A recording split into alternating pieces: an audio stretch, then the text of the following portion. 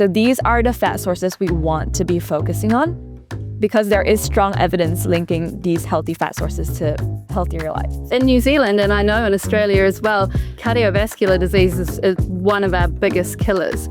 If we've got people who are suddenly downing great big tubs of this stuff instead of what the evidence shows is the healthiest for us, that's a real concern. When people see that graphic, they'll assume, yeah, I should be having beef every single day. So with the US dietary guidelines, is it likely to influence our Australian and New Zealand guidelines?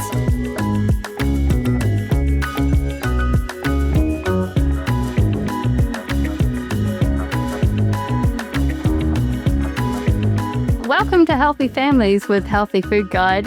This is a special episode. As you'll see, it'll be a bit different from what we normally have done in the past if you've already tuned into Healthy Families before. So I'm Jenny de Montalk, Managing Editor of Healthy Food Guide. And with me, we've got the lovely Min. Hi, I'm Min. So I'm the accredited practicing dietitian of Healthy Food Guide. Min, I just really wanted to pick your brains because recently I was in my local supermarket and I noticed that there was a new section that had beef tallow and ghee and coconut oil in amongst the seed oils. And I was just wondering to myself at the time, could this be something to do with the changes to the US dietary guidelines, which have been a bit controversial? And if anybody hasn't heard about them yet, it's certainly worth looking into.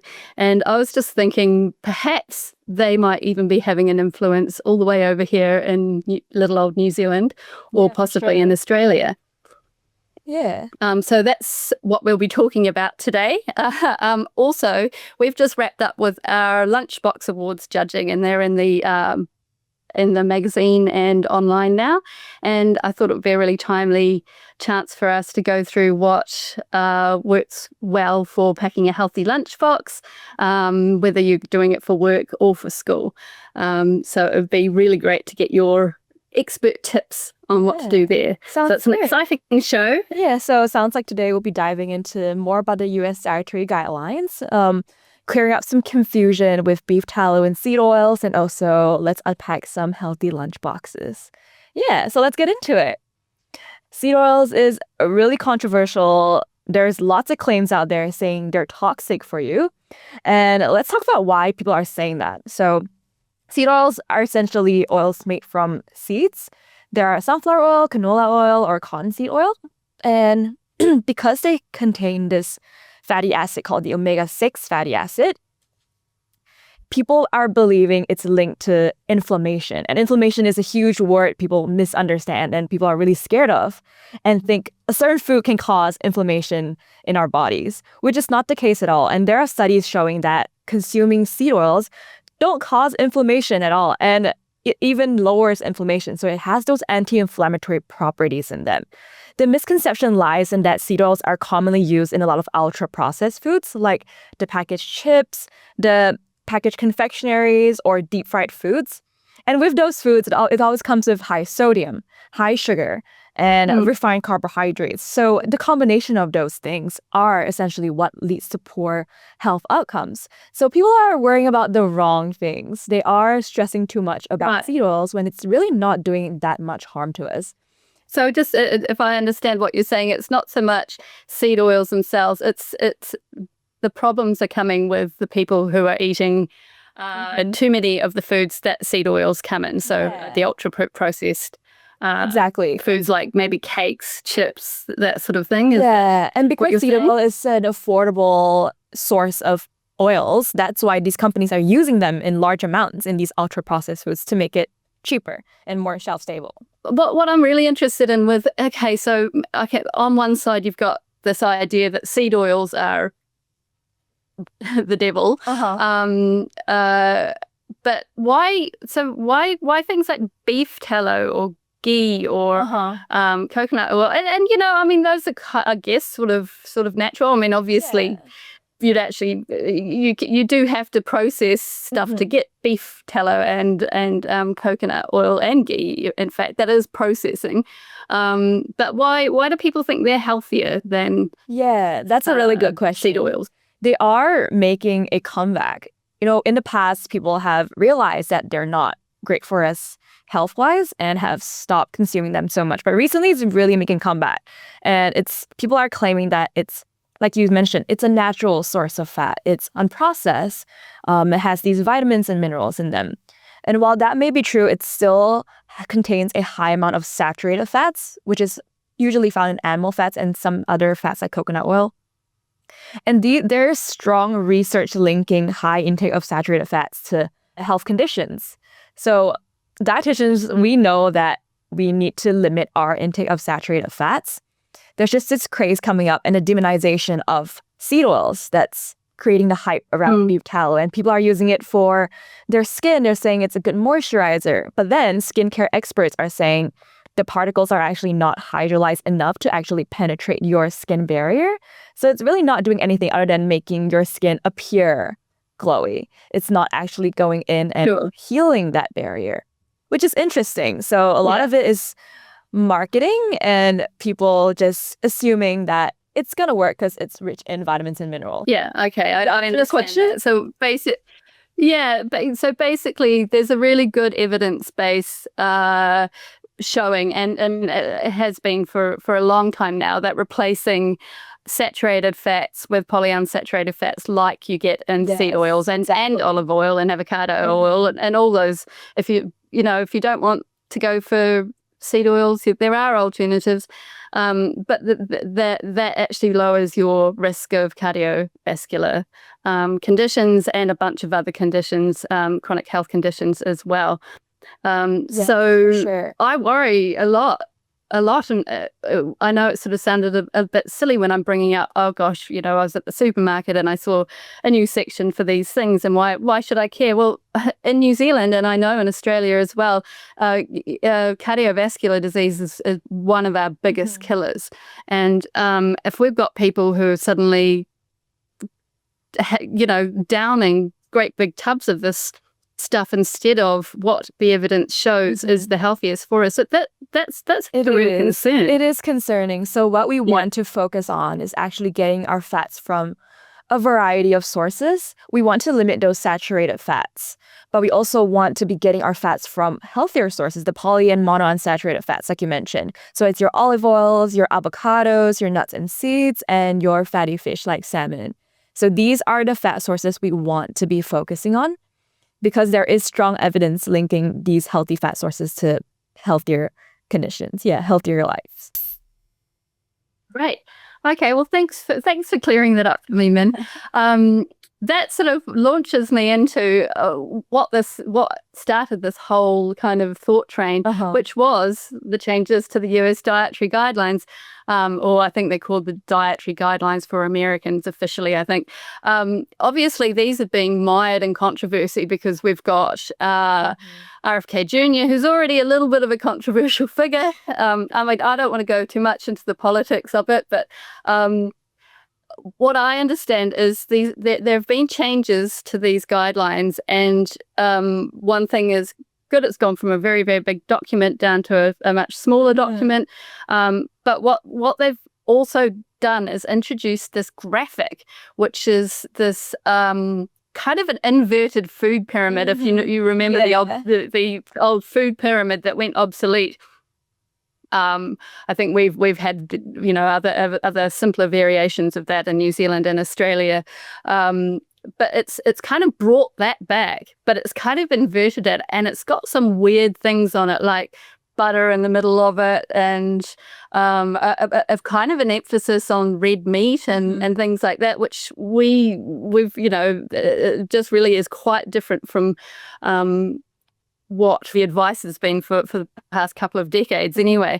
I was just wondering if you could tell us a little bit about what are dietary guidelines and who sets them normally.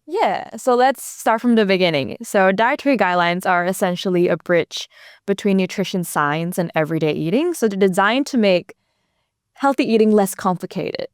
And they guide what types of food we eat, how much we should be eating, and also recommendations across different life stages. So varying from infant to maybe like mid or later in life.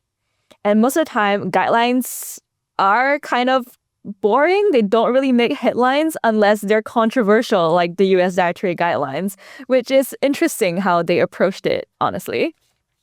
And let's talk about the Australia and New Zealand dietary guidelines. So in Australia and New Zealand, these guidelines are actually developed by independent nutrition and medical experts. And they're based on a totality of evidence, so not trends. They look at a wide variety of evidence. And in Australia, it's regulated by the National Health and Medical Research Council, while in New Zealand, it's regulated by the Ministry of Health. So when we talk about guidelines here, we're not talking about fads, not quick trends. We're talking about population-level advice designed to reduce chronic disease risk over decades. So they are trusted, reliable sources of information. When we talk about population level advice, I just want to make that clear for our listeners. There's a difference between sort of the anecdotes that you hear maybe on social media where they say, well, I have been eating nothing but meat. I've been on a carnivore diet and I've lost all this weight and I've cured my eczema or whatever. So how does population level advice work? How do they? What is that data? What is that evidence? Yeah, good question. How is it different from people making those claims? Yeah, good question. So anything with general health guidelines, they are targeted to the general healthy population. So if you notice influencers or people making claims that a certain diet, like a cabbage diet, has helped them through their health condition, it is very targeted, personalized nutrition, which may not work for everyone just because we know everyone's bodies are so different. We only know what's best for us, and it's not okay to just recommend the same thing to every single person except when it's the general guidelines. So these are evidence-based, guidelines, tips that we know is healthy for the general public, and that's why we push for them rather than pushing something that may work for 5% of the population.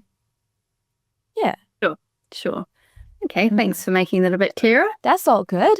And you also mentioned that there are so much changes to the dietary guidelines in the past and with the recent one.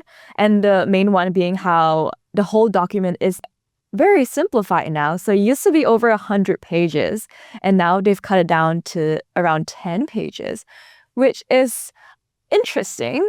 But I fear they may have oversimplified some of the concepts in nutrition. Sure. So what I really like about the new document, though, is the heavy emphasis on whole foods. So, as they said, make America healthy again. They are really emphasizing on whole foods and less ultra-processed foods, which is a huge problem in both America and Australia and New Zealand, actually. We are trying to shift away from relying so much on the ultra-processed foods and really feeding our body with whole, nutritious foods.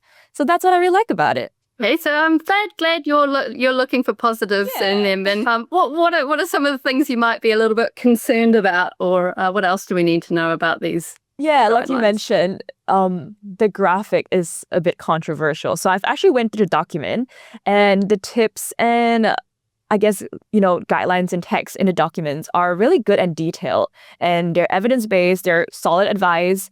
It's just in terms of the visual, which is the thing most people look at. So not everyone goes to the 10-page document and read through all the little steps, but everyone looks at the graphic. And that's when it's controversial. So because the graphic isn't actually reflecting the tips accurately. Right. Yeah. So just to make it clear, the graphic isn't the same.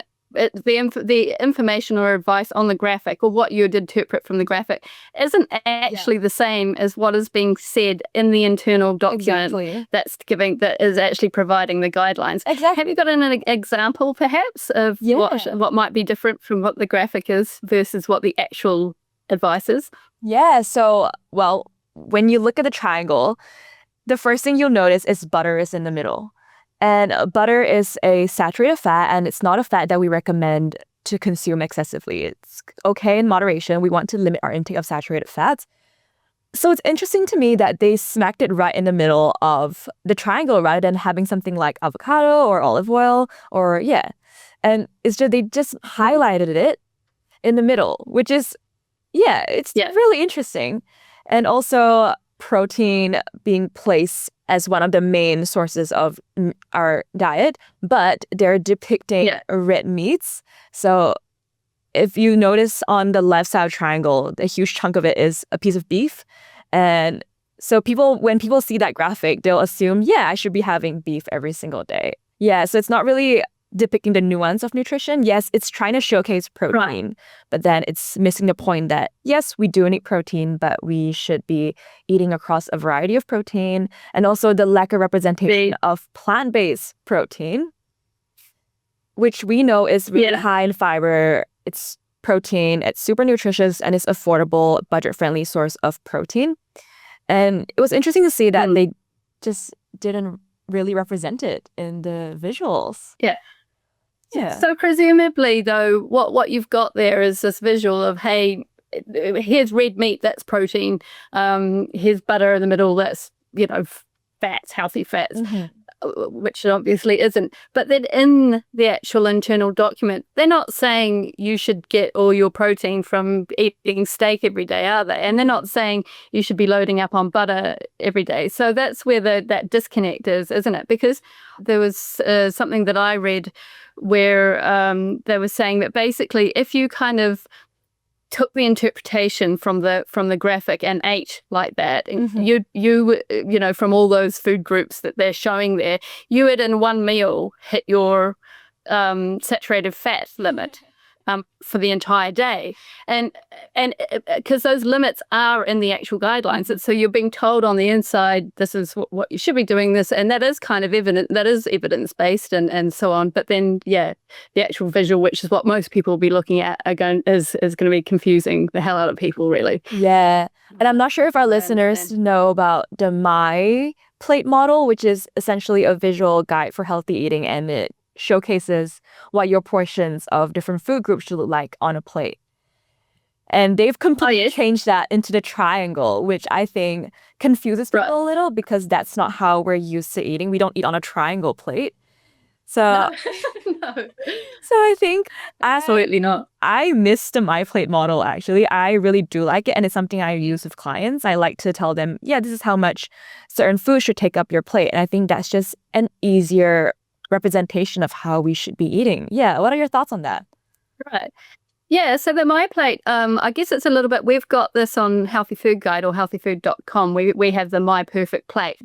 And it's basically a plate, and it's divided, and you've got 1/4 is your protein. So your chicken, your tofu, your fish, whatever it is. 1/4 is your starchy vegetables or sort of carbs like rice or potatoes or anything like that. And then half of it is leafy greens, or, all that good stuff that you want making up the bulk of it. That to me seems like the simplest way to convey what we should be eating and the balance that we need to be having. Yes, a little bit from everywhere, but really focusing on those lovely leafy veg, your green veg and your colourful vegetables, and then a palm size piece of protein, and then a small amount of nice slow carbs, your brown rices, a quinoa, all that delicious stuff. That to me is just,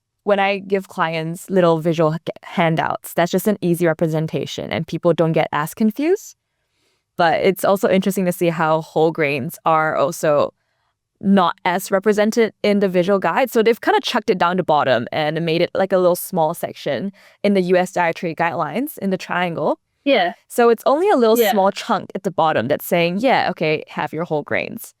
So it's a really heavy emphasis on protein now, and they're less on whole grains, even though whole grains are a very nutritious, fiber-rich source of carbohydrate. Absolutely. I mean, they're essential.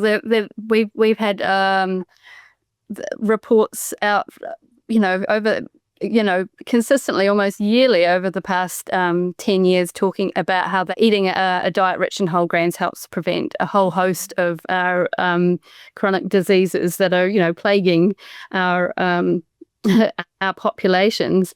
So it seems very strange. What's the benefit for discouraging people from eating whole grains? What's going on there? Yeah, it's the shift I think it really connects to how everything is high protein now. Everyone's so focused on a high protein diet that they're almost shifting away from whole grains, which is interesting because I pulled up some stats. And in the US, people are actually hitting their carbs and protein. They're actually not eating enough fruits and vegetables. So in general, people are getting enough protein. But so what they need to be focusing on is really getting those nutrition from the veggies and the fruit and the healthy fats. But this whole visual guide is kind of pushing that away and saying just have more protein and saturated fats, which is going the other way. It's interesting because I think we won't go into too much of it here because, as I said, I don't really want to get into the politics of it. But I would recommend anybody who's particularly interested in this, have a look at who funded the research that was behind it. That's all I'll say on that. So I guess the thing that I really wanted to look at today, Min, was what are the chances? I mean, are we going to be here in New Zealand or Australia? Are we going to be influenced by the US dietary guideline changes? I mean, I kind of wanted to know this because why else have we got this new section in the supermarket here with beef tallow all over it? If you have a body who's in charge that you need to trust, well, basically the government in the States is sanctioning this way of eating. And do we run the risk of it influencing how we're eating here? And if so, what can we do about it? What can we do when we've got all this conflicting advice on what's healthy and what's not? Yeah, so with the US dietary guidelines, is it likely to influence our Australian and New Zealand guidelines? From a dietitian's point of view, I would say no, it's unlikely to change our own guidelines. Because like I mentioned before, our guidelines are strictly regulated, they're conservative, and they're evidence-based. One little, visual representation from the US isn't going to change a lot. However, keeping in mind that sometimes it's not the guidelines that change, it's people's perception of food. So they may, we're in Australia, but then we'll see the US dietary guidelines and be like, oh, I can have more beef tallow. And you go to the supermarket and you see the section right there. It's presented to you in an aesthetic way, and then you just grab it. So really, it's down to the consumer level now. So it's less government guideline level. It's about how consumers perceive food and have that knowledge to understand what's healthy and what's not.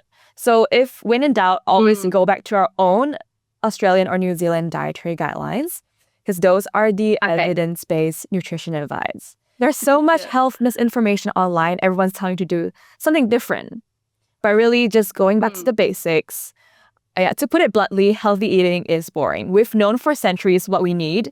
We need our fruits and veggies. We need our whole grains. Everyone knows that. And that's why people always try to give you something new, something sparkly to get you excited again. But to be really blunt, healthy eating is the basics.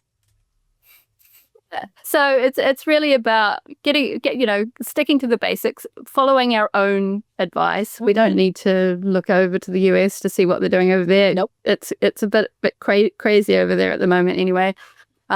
We've got our trusted dietary guidelines. Follow those, and just stick to your perfect plate, or just trying to make sure that you just eat more plants. Yeah. Get more veggies into your day, and don't stress about it. It doesn't have to be overly difficult.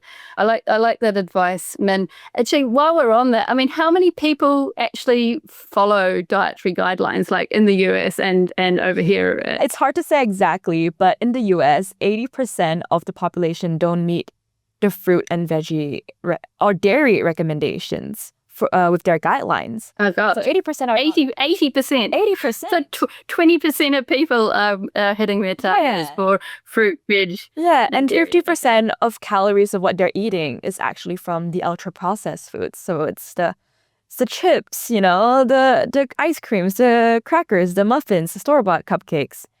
And 70% of the adults in the US are actually overweight or obese, which is not looking good for families. Which makes sense.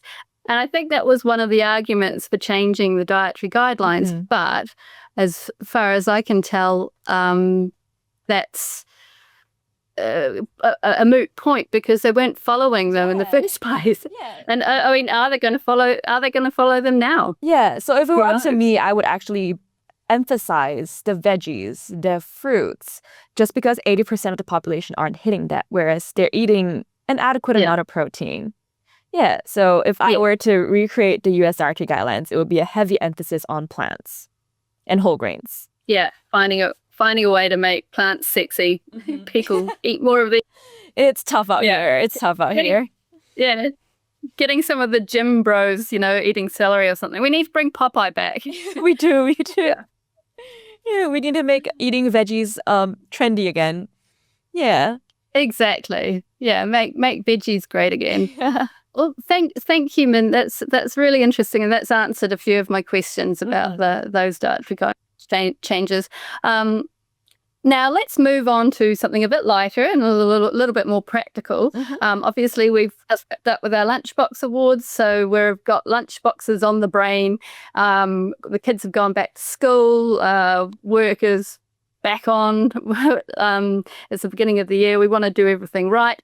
What makes a healthy lunchbox? What are the components that make a perfect lunchbox? Yeah, lunch is actually the meal I look forward to in a day just because it breaks up the day nicely and it just gives me that little energy boost to continue the rest of my day. And a healthy lunch to me is something that gives me a good amount of energy, it keeps me satisfied, and it also prevents the 3 p.m. slump. We all know the 3 p.m. slump. You're trying to get through work and then you just feel that drop of energy. And with a good, nourishing lunch, you can actually prevent that. Yeah, and so 3 main things I look for when it comes to lunch. First of all, carbohydrate, because we know it gives us the energy, and ideally we would go for a whole grain, so something like whole grain bread or brown rice or a whole grain wrap would be a good option for carbs. And looking at my lunchbox, the second thing I would look for is protein. Do I have a source of protein in there? So something easy to prepare for lunch would be tuna or chicken or tofu. Or legumes. Like we mentioned, the plant-based proteins are really good sources of protein. So these are your chickpeas, your legumes, your beans. And you can often find them in supermarkets in little cans. So they're such a convenient source of protein that you can just grab them and chuck them in your lunch bag and have chuck in a salad to add a bit more fiber and protein. And it's just so good for you. Plant-based protein is so underrated, and it's something I always recommend to people. Yeah, it's cheap too. Because to be honest, it's so expensive at the moment. I'm eating plant-based protein pretty much all the time because I can't sort of justify the expense. Yeah, it's so good for you. What's your favorite plant-based protein? Tofu. I'm nuts about tofu. And then tempeh. I'm really, I've just been experimenting with lots of different ways to cook with tempeh. And so I'm steaming it and marinating it. And it's just so good. You can crumble it into salads or fry it in wedges, and you can have it hot and cold. And tofu is the most versatile I love protein tofu. I've ever come across. Yeah. And other than that, it's always lentils. I always chuck lentils into salads. And so good. Yes. How about you? What's yours? I am really loving edamame at the moment. So they're really good. They're little young soybeans, and they're green, and they often come in the frozen pack or on the shelves. They're so good, and you chuck them on your poke bowls or just have it with your rice bowls, and it just tastes amazing. Yeah, a little crunchy as well. Yeah. And the kids love them too. We can put them in lunch boxes for kids, and you can just get the potted ones and just put them in there and they can nibble away on them. Yeah, how good. So second last thing I would look out for is some color. So always having some plants, some veggies in my lunchbox. So I like to aim for 3 colors. So if it's a stir fry, I would like to buy, in the frozen section you can get the Asian veg mix, which is the broccoli, carrots, cauliflower, I believe. So having that color and the variety of veggies gives me just a range of nutrients. So it's complicated if you want to think of what nutrients or what vitamins this veggie has. So let's think of it in a way that we're aiming for colors. So aiming for at least 3 colors. So is that why we say eat the rainbow? Yes. Are you saying that each color has a different benefit. Yes, 100%. And that's just an easy way to think about it, just because we don't want to stress about, oh, does this have vitamin K? Does it have vitamin A? And, you're stressing about what functions each vitamins are. We don't want to be doing that all the time. So if we focus on getting, a variety of colors of fruits and veggies in our diet, that's a great way to just get in all the vitamins and minerals that our body needs without stressing about it too much. So it's not just a saying. It's actually an evidence-backed advice. Yeah, eat the rainbow. Brilliant. How good. Brilliant. So the last thing I would add to my lunchbox is also some healthy fats, just because fats are something that keeps us fuller for longer and satisfied throughout the day. And I always like to have it with lunch, so it keeps me full until maybe snack time or dinner time.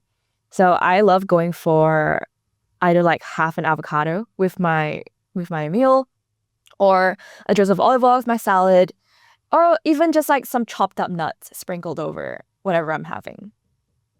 Yeah.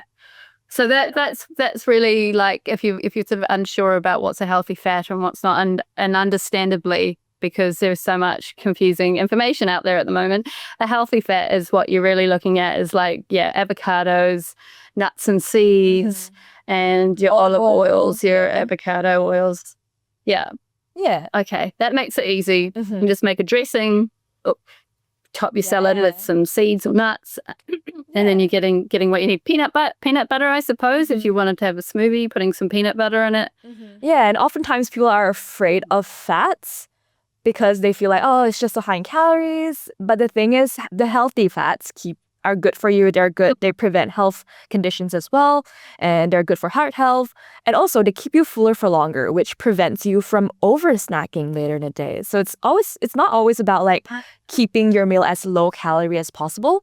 We want to have a meal that nourishes us so that it keeps us satisfied throughout the day, and then we don't end up having an intense sugar craving later in the day or excessive snacking and reach for the nearby unhealthy bag of chips. Yeah. Sure. Yeah. That makes sense. So is that what they mean when they say something's nutrient dense? Are they talking about like you get a lot of nutrient in that and it will keep you satisfied and it will stop you reaching for that easy fix later on that you might not be the best choice? Yeah, and oftentimes whole foods are the ones that are the most nutrient dense. So if we focus on having more whole foods and that nourishes us, we'll be satisfied fuller for longer. And that's a healthy eating pattern. So what's the difference between, I mean, you've just described, I guess, what constitutes a healthy lunchbox. But is there a difference between what we need to be packing for kids versus, say, what we might need to pack for ourselves for work or for uni? Yeah, so what packing lunchbox for kids versus adults have in common is that they both need to be balanced, nourishing, and enjoyable, because everyone wants to enjoy their little lunchbox. As well, that's important. Yeah, so enjoyment is a big thing. And for kids, the most obvious difference would be portion size. Smaller portions. Kids obviously have smaller bodies. They don't need as much energy or calories as adults do. So smaller portions. And I like to think of packing kids' lunchbox with Go, Glow, and Grow foods. So Go foods are the ones that give the kids energy. These are your carbohydrates. The Grow foods are your protein sources. So having that protein to help them grow up. Yeah, so muscle building. And then your Glow foods, which is your foods rich in vitamins and minerals. And these are your fruits and vegetables. Yeah, so Go, Grow, and Glow. Just a question on that. I know, first of all, I know that a lot of parents are going to be rolling their eyes and going, I'll just give them anything that they'll eat because I'm so sick of getting the lunch boxes home at the end of the day and nothing's been eaten and I don't know what they're even eating at school. How can you kind of introduce healthy food and make them like it? I mean, does it, what have you got any tips on that? Yeah. That's so frustrating. I know it is. Picky eaters. Well, there are several ways. So first of all, if your kid is really picky and not enjoying the healthy foods, let's say you're trying to get your kid to have a broccoli and you're filling up all the lunchbox with new food items, which is all the healthy like whole grain bread, or there's things they normally wouldn't go for. and you've packed up a really beautiful lunchbox for them. And you come back home, they come back home, and you open up and it's untouched. So how we want to approach that is we want to still include the safe foods or their favorite foods. So introducing these healthy foods one at a time rather than switching up the whole lunchbox.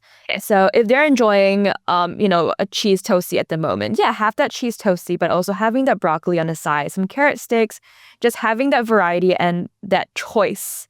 So they'll open it every day and see it there, and eventually they'll start getting curious and trying it, or experiment with different cooking methods on how you cook that veg. So if they enjoy a little bit of cheese, it's so fine to, bake them with a little Parmesan, with broccoli with a little Parmesan, just because they enjoy that flavor. I guess like a lot of kids, it's all about texture for them. So we talk about a healthy food guide that go for whole grain bread. Obviously, that's the best option. But, it might be tricky to get a kid to go from white bread to whole grain bread. But there are now varieties that are sort of still that soft bread, but they've got extra fiber in them. That kind of a bit more palatable for kids. Or the trick that I had with my daughter is I used to cut shapes out of the sandwiches, so a heart or a teddy bear or something like that, and they're much more interested in eating something that's cute, or and you can use cookie cutters to do that. So you make the sandwich and then you can cut 4 teddy bear shapes or whatever it is, and they're way more likely to eat something cute. So you could try doing that. So making the foods a little bit more fun for them to have. It's almost like playing a game. So it gets them interested in eating it. Yeah, I love that. I love that tip. So good. So a lot of times kids, they go to school, they don't have a fridge to put their foods in. So it's important to have an insulated lunchbox and having an ice pack inside. Or if you don't have an ice pack, it can also freeze juice poppers or yogurt pouches. Oh, yeah. So that's a good idea. That's like a DIY ice pack, and just chuck it in the lunchbox, and by the time it's lunchtime, it's probably defrosted already. So it kept your lunch cool until lunchtime, and then now you can have it like as a cold snack. Then it's ready to eat. Perfect. Or their drink bottle, perhaps you could freeze that as well, so they can have a nice cold drink later on. So what I'm understanding is sort of like a perfect lunchbox for a kid might be something like a nice sandwich with a bit of a protein filling in there. Are we looking? Do we want something protein in there, and maybe? Okay. Yeah. Most kids. No, it stinks. You can't have tuna. But it's tricky because you can't have the nut butters. But maybe hummus is a source of protein. Do you think? Hummus is a good one. Hummus is a source of protein as well as fiber, and it's just, if it helps your kids enjoy more veggies, it's such a win. Yeah. Oh, great. And then I'm thinking like maybe veggie sticks to have on the side, like cut up carrots and those little cherry tomatoes, and you've got those tiny cukes. I think they always win in our lunchbox awards. And then maybe fruit. So sometimes kids will eat fruit more if it gets cut up, in my experience. So having some fruit and maybe some yogurt to dip it in, or one of those, like you say, get those squiddy yogurts and freeze them. I did work with a dietitian a few years ago who wasn't really very keen on those sucky yogurts because she thought that it wasn't very good for the or for dental health. But hey, if it means a kid is going to eat the yogurt, it's that whole thing of making it fun again. I don't think we need to stress too much about that. Good. And what else? So maybe like cheese, if your kid likes cheese, those little Baby Bell cheeses. Yeah, cheese is a great option as well. So just thinking about having a good source of carbohydrate, protein, cheese would be a good protein, and some veggie sticks like you mentioned, which for fiber. So a colorful mix of veggies and fruit. So cutting them up, like you said, would be a really good option to just make it easier for them to snack. And oftentimes when it's there, when they're talking to their friends, they'll just grab it and start snacking on it. What about if your kid's not really the sandwich kind of kid? Can you use those rice, like the corn thins, those whole grain corn thins? Is that okay for kids to have? For sure. some corn thins with perhaps like some spread of cottage cheese or a little cream cheese, and having some cucumber on top, or some Nice. or some chopped cherry tomatoes. Those are a great option as well. Also, because you can also pack those separately so they can just kind of assemble them. Soggy. Because you get those little pottles, so they don't get soggy, because it's nice and crunchy. And again, on that, I suppose popcorn, would popcorn be an appropriate thing for popcorn? Kids is so good. But just be mindful of the little, sometimes popcorns are sold with a bit of like too much sugar or butter, so always go for the original slightly salted ones. So those are really good sources of fiber, and it just keeps you fuller for longer because it takes you a long time to crunch through as well. Really good. So I'm assuming like with the dairy, it's also good to have, because kids need the calcium for their because their bones are growing. So you're laying down your bone density. Is that right? Calcium is absolutely essential for kids' growth.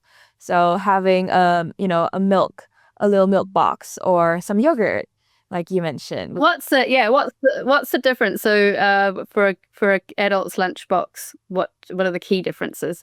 Well, something I would prioritize in adult lunchboxes are a good source of protein and fiber, because oftentimes it's carb heavy. So having that balance, again, going back to balance, obviously portion sizes would be slightly larger, and it depends on your goals.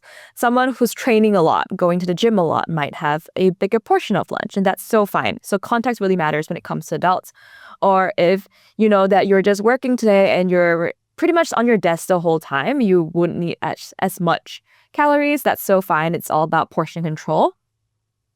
And and having that good balance of meals and snacks throughout the day as well. And we recently just wrapped up our Healthy Lunchbox Awards. So go to healthyfood.com, and then there, under awards toggle, you can click on it and you'll see our free list of healthy products, which are handpicked by our dietitians. And these are the healthy products that you can trust are nutritious and healthy for you, that you can just grab, put in your lunchbox, and have it as a snack or incorporate it into your lunch.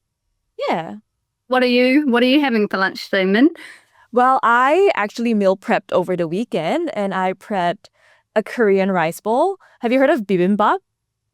It's a colorful rice bowl where I saute some zucchini, some carrots, some spinach, and then have some lean mince as well. And just put it all on top of some rice, and then I drizzle like a spicy sauce over it. And that's just a great way to hit all the colors. Like, there's 3 colors right there with my protein and my carbs. And a little bit of sauce for flavor, for enjoyment. How good is that? So nice. I do it with an egg on top, and daikon and spinach, and so good. So love good. it. What are you having for lunch? One of my good question. I haven't even got any plans. So actually, while I'm thinking about that, I might have to buy something. So have you got any tips for if you have to buy lunch, if you've been like me and not planned anything? So ideally we would want to cook most of our meals, because that's just an easy way to control our eating. But it's so fine to have to buy lunch, and with that it comes with flexibility.